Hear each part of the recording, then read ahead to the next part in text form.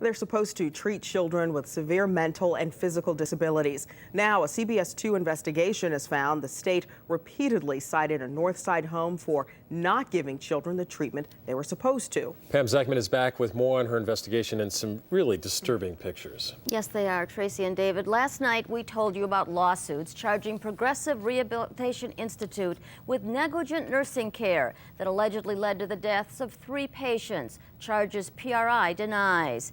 PRI also denies state findings that it's failed to provide treatment programs for kids. To find out, a CBS 2 producer with a hidden camera volunteered at PRI. She found some of the same problems continue and more. Some are handled like baggage, mentally and physically disabled children who require careful handling, like 10-year-old Thomas Lucas, who suffers from cerebral palsy. We showed his father videotape of one worker lifting Thomas by an arm and leg, and another worker lifting Thomas up by the arms and dropping him down in his wheelchair without supporting his neck as needed, according to his father. Thomas should never be handled that way. Never. He says Thomas could easily be injured. As far as I'm concerned, he's being mistreated here. Those pictures were taken last month by a CBS 2 producer. She was a volunteer for a few hours several days a week at the Progressive Rehab Institute, known as PRI. Several times she saw one little boy without his leg braces on, braces he's supposed to wear all the time. On one day, he saw his braces in the corner and handed them to me. Obviously, he knows they help him walk. Another day, his braces were on without shoes, so he kept falling, grabbing an aide's leg to get up and falling again. Her reaction? She takes the braces off and holds them in her lap. Doesn't bother to go get the shoes, which were just, a few feet away from her. We showed the tape to psychiatry department faculty members at the University of Illinois at Chicago, including a consultant who reviews child care facilities for the state. To put kids in a situation like this, that's the kind of negative care that leads to a clinical deterioration as opposed to development. That's absolutely outrageous.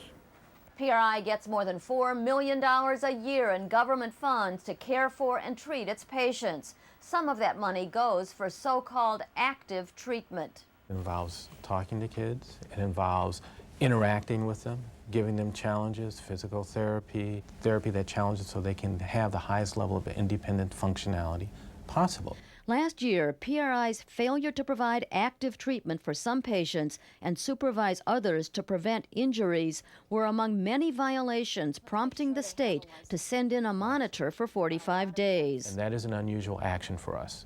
We only do that in very serious situations.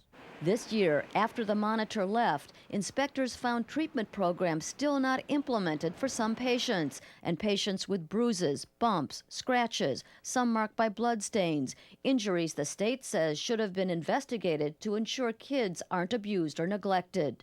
But just last month, our camera caught a little boy hitting a girl on the head with blocks. Minutes later, he kicks her in the shoulder and face. An aide in the room didn't intervene. Not only is it dangerous, there's an opportunity to help them interact with each other because they're capable of it. Some workers seemed consistently caring and interacted regularly with the children. But then there were other aides who only held children on occasion. Mostly, they sat alone, chatting with each other during the activities hour. Meanwhile, children were left lying on mats or sitting in their wheelchairs in front of the TV. A schedule on the wall listed activities for the hour, but they weren't done the days our producer was there. On the day they were to make Easter hats, the only one doing it was the aide sitting in the corner. When a boy wanted attention, another aide plopped him down on a beanbag, giving the wrong message, experts say. And stay away from interesting things that you might like to play with or interact with. Absolutely the opposite of what should be going on. As for kids like Thomas, who can't ask for attention, experts agree with his father. He shouldn't just be lying there doing nothing. Charlotte Cohn, the owner of PRI, refused to return my phone calls. But in response to the state's findings, PRI said their follow-up investigation of those patient injuries found no evidence of abuse or neglect. As for those citations involving inadequate treatment programs, PRI told the health department its patients do get active treatment. But PRI said staff training would be increased to make sure treatment programs are implemented and injuries are properly documented and investigated. Tomorrow night at 10, a current patient and former employee tell us what goes on at PRI. David and Tracy? So hard to see. That was so disturbing.